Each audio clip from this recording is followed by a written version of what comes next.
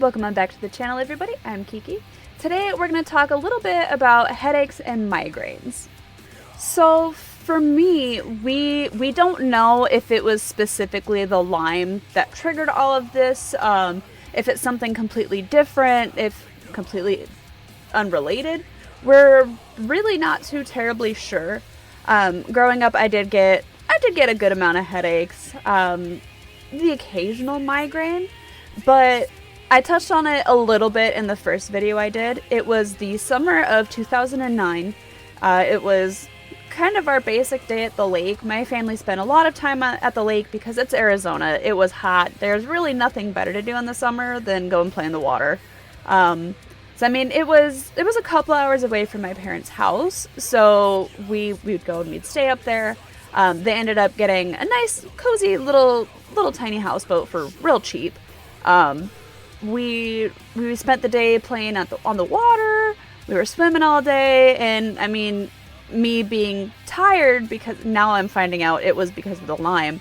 I take a lot of naps, and so it was about my nap time, and I was having a good time hanging out on the dock. It was real nice in the shade.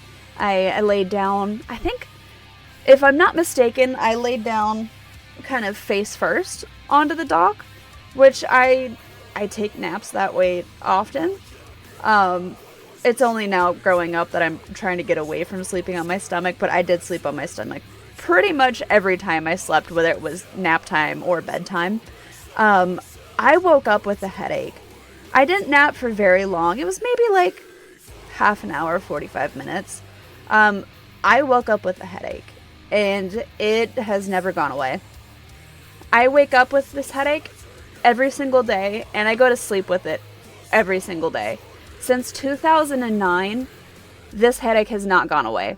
I haven't known a second of time without having a headache. My doctors had first described it as new daily persistent headache because they didn't know what it was.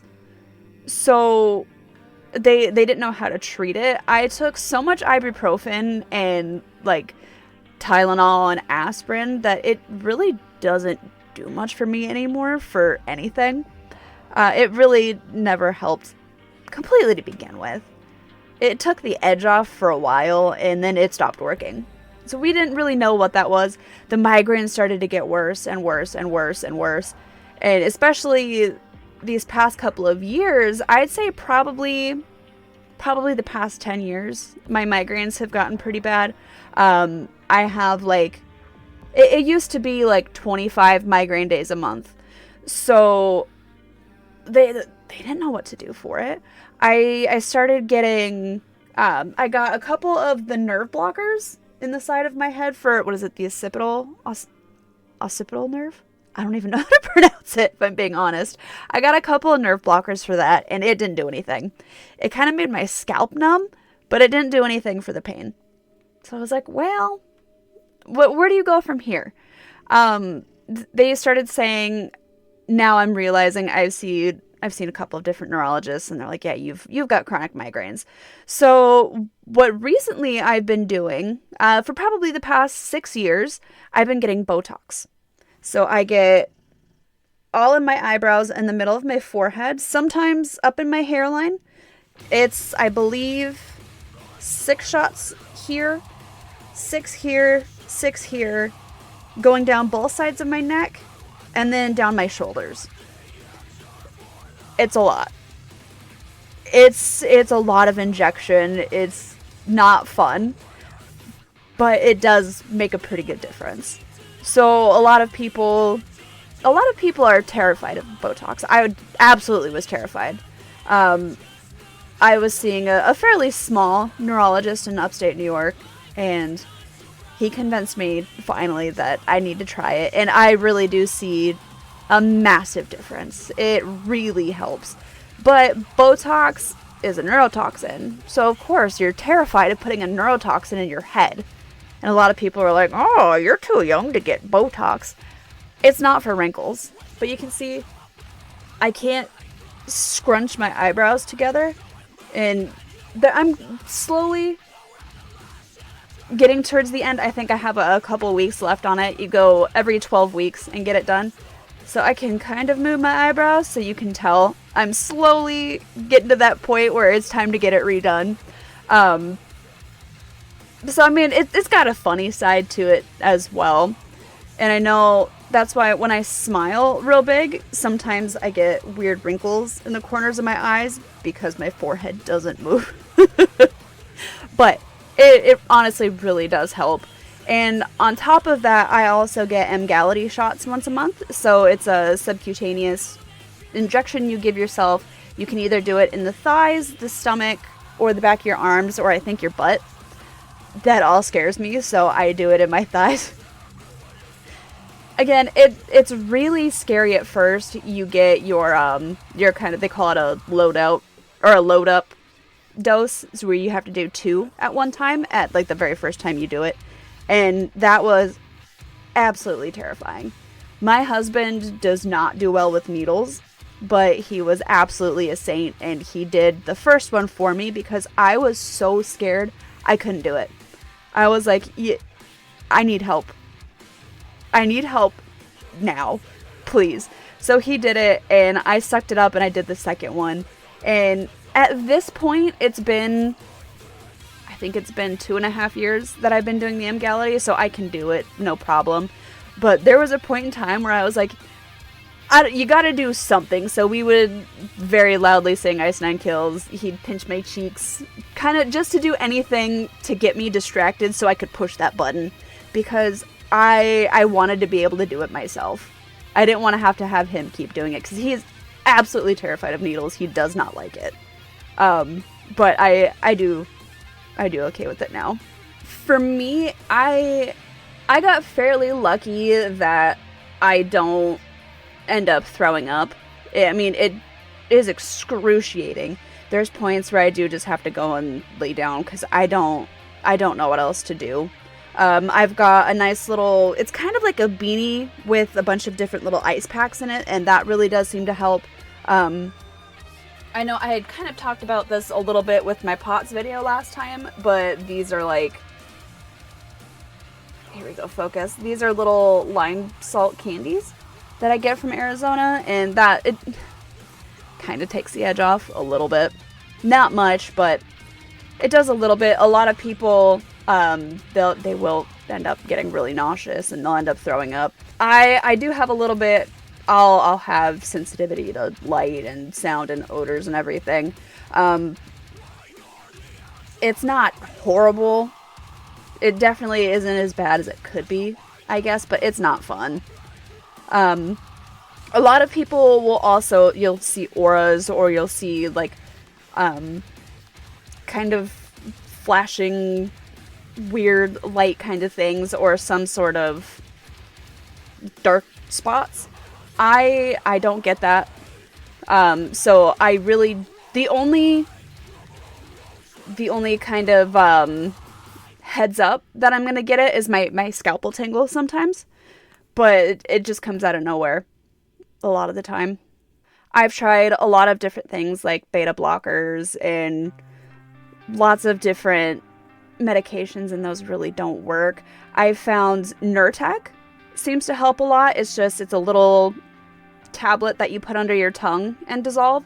That will help, but I've also found that it makes my stomach hurt really bad. Like, it kind of clenches up, and that can get excruciating. So I'm like, well, do I want to be able to sit up straight, or do I want to just deal with it? I don't know. It's a tough balance. I've also found there's like it's kind of a little mask that you put on, and it will inflate with different levels of pressure. I have to use the really high levels of pressure. It kind of blows up, and then it'll shrink down, and it'll blow up at the temples and then right on your forehead. And that really helps. If you get the good ones, you can change if you want heat or cooling on your eyes. The cold is a little bit much for me on my eyeballs itself. If it's on the head, that's absolutely fine, but my eyelids and my eyeballs, the cold is too much, so I will have it on the heat setting. And that does seem to help. I don't do well traveling, so driving and in the plane, my migraines get excruciating, and that's one of the few things that makes it a little bit easier to travel. Migraines are extremely common. They're finding a lot of the time it is a little bit more common in women than in men. I don't know what all of that is. I don't know if it's hormone levels. I don't know. I don't know that anybody truly knows. So on top of chronic migraines, I also have chronic migraines and new daily persistent headache. I also have something called Hemicrania Continua, which it's a headache that is mainly on one side of the head.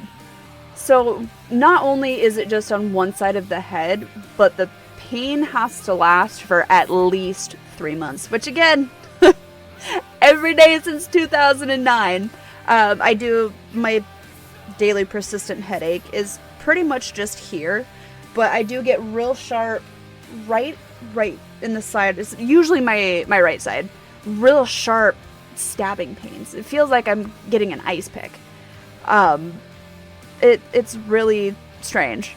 It's a really weird thing to feel because you'll be just going through life like normal, and then all of a sudden it's like a hot ice pick, just one little spot, and the pain could last anywhere from just a few seconds to a few hours. With all of the medication I'm on currently, they figured a mix of gabapentin and carbamazepine does help the sharp ice pick pains. I've noticed if I miss out on that, the ice pick comes and it is absolutely excruciating. It will stop me in my tracks. Not much will make me pause anymore at this point with all of the pain. I'm so used to everything at this point, but that ice pick pain, it will stop me in my tracks, and all I can do is hold that spot, hold pressure on it, and like squeeze my eyes shut until it goes away. Hemicrania also could be treated with the Botox, so I get extra Botox in the side of my right side of the head.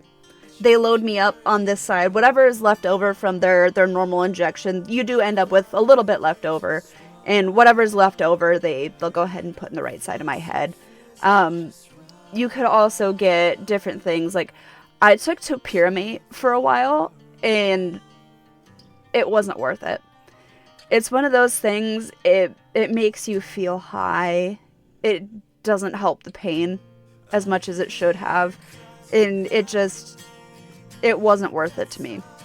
So they took me off of that, and we've tried all sorts of different things. Really, the only thing that sort of helps is the gabapentin and carbamazepine on top of the Botox. We're also finding that is also more common in men than women, and it's an extremely rare condition with only 1% of the population having it.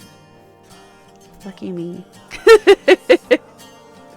But if you guys do have any sort of questions about headaches, please drop a comment below.